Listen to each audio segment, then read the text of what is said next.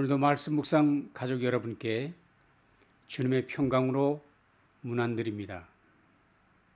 오늘도 복된 주님의 날 아침 주님의 말씀을 들고 묵상의 자리로 나아가도록 하겠습니다.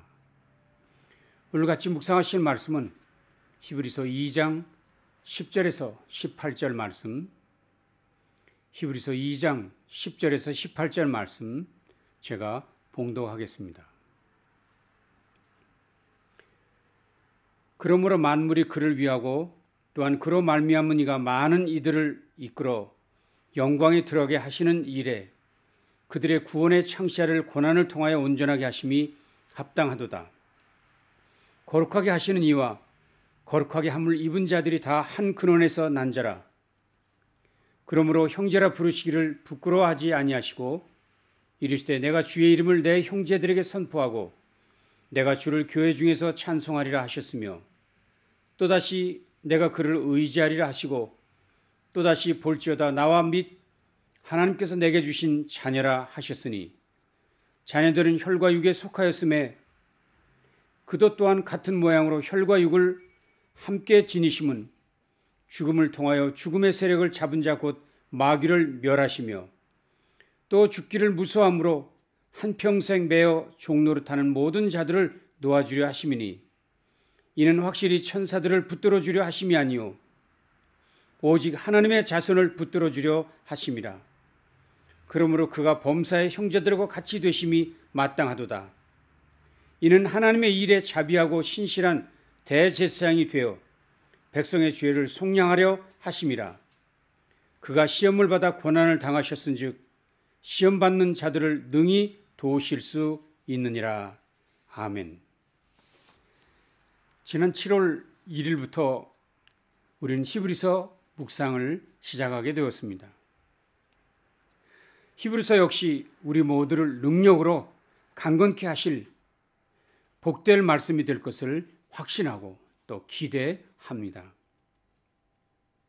L.T. 존슨이라고 하는 미국의 신학자는 히브리서에 대해서 이렇게 말했습니다.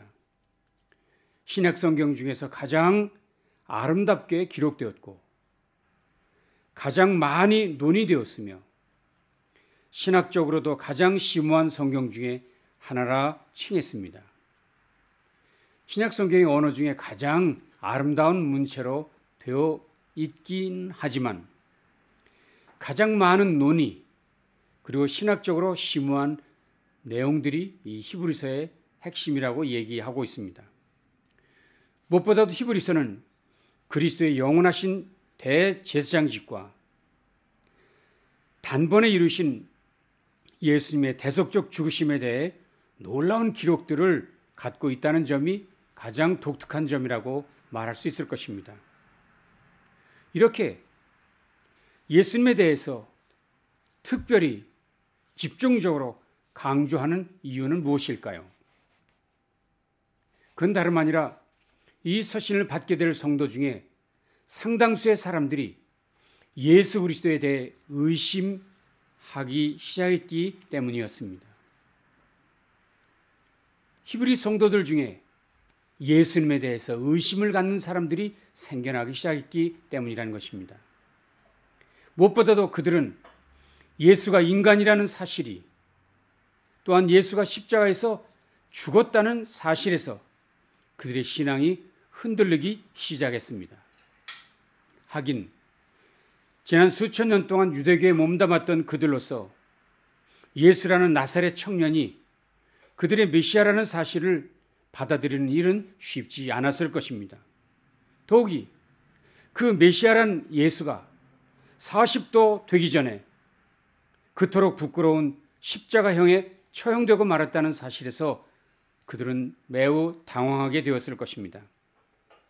그들 생각에는 인류를 구원할 메시아라 한다면 적어도 로마 군대를 무찌르고 세상을 정복했다는 혁혁한 공을 드러내야 하는데 백성을 구원하기는커녕 십자가에서 죽임을 당했다는 사실이 이해될 수 없는 사실이었다는 이야기입니다.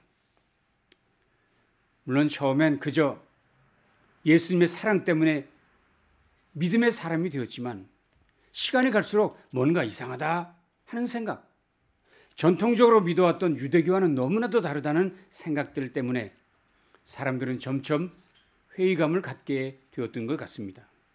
심지어 그들 가운데 어떤 이들은 하나님의 아들 예수를 짓밟고 자기를 거룩하게 한 언약의 피를 부정한 것으로 여기고 은혜의 성령을 욕되게 하는 이들까지도 있었습니다.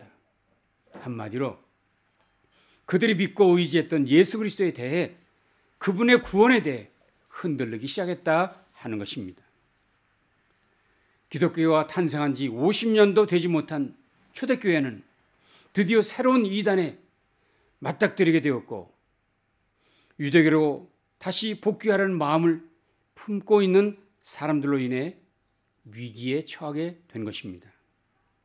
그런데 이 일은 오늘날의 상황과 크게 다르지 않습니다. 오늘 우리 주변은 어떻습니까? 요즘 신자들은 예수님에 대해서 과연 확신을 갖고 있을까요? 예수 믿는 일에 대해서 자부심을 갖고 있을까요? 과연 이웃에게도 나처럼 예수 믿는 사람 되라고 담대하게 예수를 전하고 싶은 마음 있을까요? 정직하게 말하면 대부분의 신자들의 삶이 그렇지 못하다 해야 할 것입니다. 예수를 소개하는 일에 담대하지 못합니다. 예수 믿는 것을 자랑스러워하지도 못합니다. 여러 가지 이유가 있겠지만 무엇보다도 예수님과의 인격적 만남이 없었기 때문이라고 할 수밖에 없습니다. 즉 예수가 죽었다는 것이 나와 무슨 관계가 있으며 예수가 죽었다는 것이 무슨 의미가 있느냐 하는 일에 대해서 확신이 없었기 때문이라는 것입니다. 뿐만 아닙니까? 예수가 꼭 죽어야만 하는가 하는 것에 대해서 답을 가지고 있지 않다는 것입니다. 예수가 죽지 않고 살아서 더 좋은 일을 하실 수 있지 않냐 하는 생각을 사람들이 하게 된다는 것입니다. 그리고 예수님이 이 땅에 육신을 입고 오셔야만 했는가에 대해서도 확신이 없는 것입니다. 그냥 하나님으로서, 신으로서 세상을 변화시켜도 될 텐데 왜 하필 인간이 되어야만 하는가 하는 것에 대해서는 확실히 없었다고 하는 것입니다. 그러니 성탄절이 와도 부활절이 와도 기쁨이 그들에겐 없었던 것입니다. 심지어 사람들은 예수는 정말 하나님이었을까? 과연 예수만이 유일한 구원의 길일까? 하는 것에 대해서 확신을 갖지 못하고 있는 것 같습니다. 그런 모습으로 살아가고 있습니다. 이것이 기독교 근본 신앙 송두리째 흔들리고 있는 오늘 우리의 현실이라고 말할 수 있습니다. 그런 면에서 2000년 전 히브리서가 쓰여질 때와 오늘이 다를 바가 없다는 생각을 갖습니다. 저는 바로 이 점에서 이번 히브리서 묵상은 예수님에 대해 보다 진지하게 주의 깊게 살펴볼 수 있게 되는 축복의 시간이 될 것을 확신합니다. 히브리서 저자는 1장에서부터 예수 그리스도의 유일성에 대해서 강조했습니다. 예수 그리스도는 천사와 비교될 수 없는 하나님 아들이심을 강조했습니다. 그분은 천지를 지으신 창조주이시며 역사의 주관자이심을 분명히 말씀했습니다. 그분은 지금도 하나님 우편에 앉아 계시며 우리의 삶을 구체적으로 인도하시는 구원자이심을 분명히 밝혀주었습니다. 그리고 오늘 본문을 통해서는 좀 더 구체적으로 그분이 이루신 일들을 소개하고 있습니다. 그분이 이 땅에 왜 오셨는지, 왜 그분이 이 땅에 오셔야만 하는지를 오늘 본문은 얘기해 주고 있습니다. 15절 말씀입니다. 또 죽기를 무서워함으로 한평생 매어 종노릇하는 모든 자들을 놓아주려 하심이니. 표준 세번역 성경은 좀 더 구체적으로 이렇게 번역했습니다. 또 일평생 동안 죽음의 공포 때문에 종노릇하는 사람들을 해방하시려고 하는 것입니다. 그렇습니다. 모든 인생은 죽음의 공포로 일생 동안 종노릇한다고 했고, 어떤 방법으로도 누구도 해결하지 못하는 것이 있는데 그것이 죽음의 문제였습니다. 그것은 마음을 다스림으로 해결될 수 있는 문제가 아니었습니다. 죽음에 대해 무슨 컨트롤로 그 공포를 물리칠 수 있지 못했습니다. 불가능했습니다. 죽음의 문제를 해결한 자나 해결할 자가 어디에 있습니까? 무슨 과학이, 어떤 의학이 이 문제를 해결했습니까? 여러분이 잘 아시는 코로나 바이러스 문제도 이제까지 해결하지 못한 채 여전히 세계는 허덕거리고 있습니다. 시간이 가면 해결될 수 있을까요? 몇백 년, 몇천 년이 지나면 해결이 될 수 있을까요? 그때가 되면 죽음의 문제가 해결이 될 대책이 있을까요? 불가능합니다. 어떤 경우에도 가능하지 않습니다. 앞으로도 전혀 가능하지 않습니다. 그래서 인류는 창세 이후 이 문제를 해결하지 못하고 전전긍긍하며 지내왔던 것입니다. 앞으로도 해결의 기미는 전혀 보이지 않습니다. 그런데 그 절대 불가능한 그 공포, 죽음의 문제를 해결하기 위해 예수 그리스도, 하나님의 아들이신 예수 그리스도가 오셨다고 말씀하고 있습니다. 다시 한번 보실까요? 또 죽기를 무서함으로 한평생 매여 종노릇하는 모든 자들을 놓아주려 하심이니. 그렇습니다. 그분은 그 일을 위해 이 땅에 오신 것입니다. 그분은 인류가 창조된 이후 한평생 매여 종노릇하는 죽음의 공포로부터 자유케 하시기 위해 이 땅에 오셨단 이야기입니다. 그럼 과연 그가 오셔서 어떻게 해결하신다는 것입니까? 먼저 썩어져 없어질 인간을 긍휼히 여기셨다고 얘기하고 있습니다. 하나님이신 그분께서 친히 인간들과 하나 되기를 기뻐하셨다고 얘기했습니다. 11절입니다. 거룩하게 하시는 이와 거룩하게 함을 입은 자들이 다 한 근원에서 난지라. 그러므로 형제라 부르시기를 부끄러워하지 아니하시고. 거룩하게 하시는 이, 즉 하나님 자신과 거룩하게 함을 입은 자들인 인생을 형제라 부르시기를 부끄러워하지 않으셨다 하셨습니다. 사실 다음 절을 보시면 형제 자매가 아니라 아예 자녀로 삼으셨다고 말씀하고 있습니다. 13절. 또다시 내가 그를 의지하리라 하시고 또다시 볼지어다 나와 및 하나님께서 내게 주신 자녀라 하셨으니, 인생들을 향해 그분은 말씀하시기를 하나님께서 내게 주신 자녀라, 형제가 아니라 아들과 딸로 삼으셨다는 말씀입니다. 그분께서 평생토록 죽음의 공포에 매여 있는 인생을 그 속박에서 풀어주기 위해 그가 나서시는데 억지로가 아니라, 마지못해서가 아니라 기쁨으로 얼마나 기뻐하셨는지, 마치 자녀들의 문제를 해결하기 위해서 나서신 것 같이 행동하셨다 말씀하는 것입니다. 그런데 그분은 더욱 놀라운 일을 하셨습니다. 즉 그분은 하나님이신데도 불구하고 썩어질 인간의 몸을 입고 이 세상에 오셨다고 얘기하고 있습니다. 14절. 자녀들은 혈과 육에 속하였음에 그도 또한 같은 모양으로 혈과 육을 함께 지니심은. 하나님이신 그분, 신이신 그분이 인간이 되셨다고 얘기하고 있습니다. 전지전능하신 그분이 유한하고 무능한 인간이 되신다는 말씀이었습니다. 왜 그렇게 하셨습니까? 그가 인간의 몸을 입으신 근본적 이유는 죽음의 세력을 잡은 자, 곧 마귀를 멸하시려 함이었다고 얘기하고 있습니다. 14절이죠. 자녀들은 혈과 육에 속하였음에 그도 또한 같은 모양으로 혈과 육을 함께 지니심은 죽으심을 통하여 죽음의 세력을 잡은 자, 곧 마귀를 멸하시려. 예수께서 죽으심으로 마귀를 멸하셨다 하셨습니다. 어떻게 멸하신 것입니까? 우리의 모든 죄를 담당하심으로 그렇게 하신 것입니다. 이 말은 사탄은 하나님 앞에서 우리를 정죄할 아무런 합법적 근거를 없이 하셨다 하는 것입니다. 로마서 8장은 이렇게 얘기했죠. 누가 능히 하나님이 택하신 자들을 고발하리요. 의롭다 하신 이는 하나님이시니. 어떤 근거로 우리를 의롭다 하십니까? 예수님의 보혈, 예수님의 죽으심을 통해서 우리를 의롭다 하실 수 있다고 말씀하신 것입니다. 우리의 맞서는 사탄의 궁극적 무기는 우리 모두의 죄의 문제였습니다.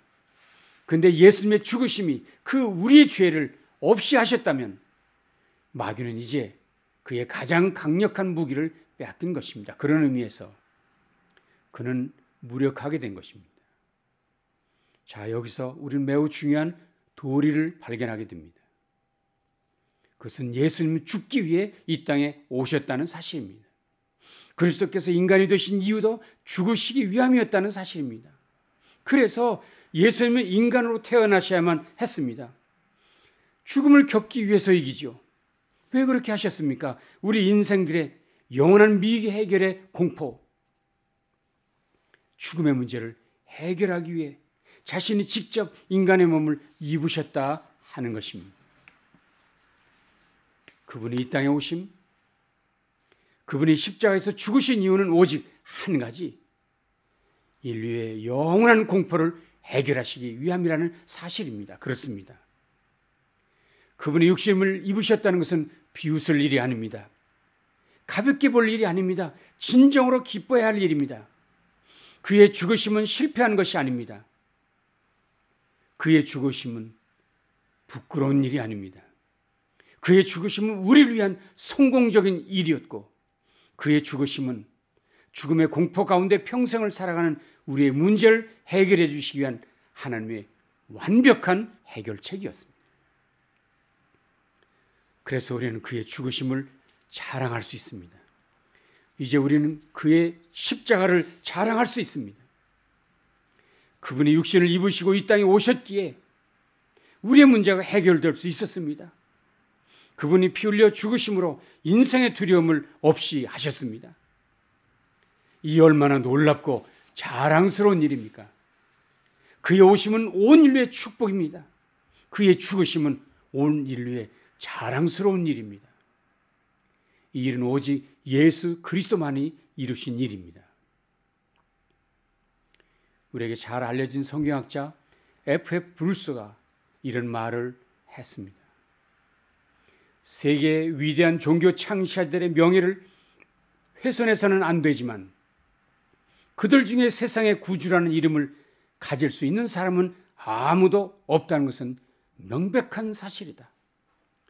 예수께만 그 이름이 주어질 수 있다. 세계 어떤 종교의 창시자에게도 구세주란 이름을 붙여줄 수 없다. 그것은 명백한 사실입니다.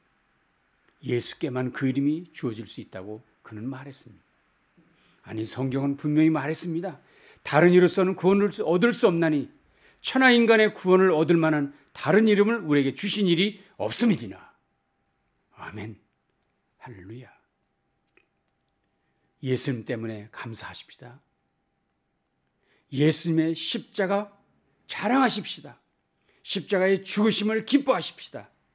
그분을 자랑하며 그분을 담대하게 증거하는 복된 삶으로 남은 생을 승리하시는 저와 여러분 다 되시기를 주님의 이름으로 축원합니다. 기도하겠습니다. 존귀하신 아버지, 오늘도 귀한 말씀으로 우리를 다시 한번 무장시켜 주시니 감사합니다. 예수가 이 땅에 오심이 복된 일이고 예수가 우리의 인간의 몸을 입으신 것이 축복 중의 축복이며 그가 십자가에 죽으심은 자랑스러운 일인 것을 다시 한번 확신케 하시니 감사합니다. 이 놀라운 십자가의 복음을 힘있게 담대하게 자랑스럽게 증거하는 우리 모두가 되도록 함께해 주시옵소서. 예수님 귀하신 이름으로 간절히 기도합니다. 아멘. 한 주간도 승리하시길 바랍니다. 감사합니다.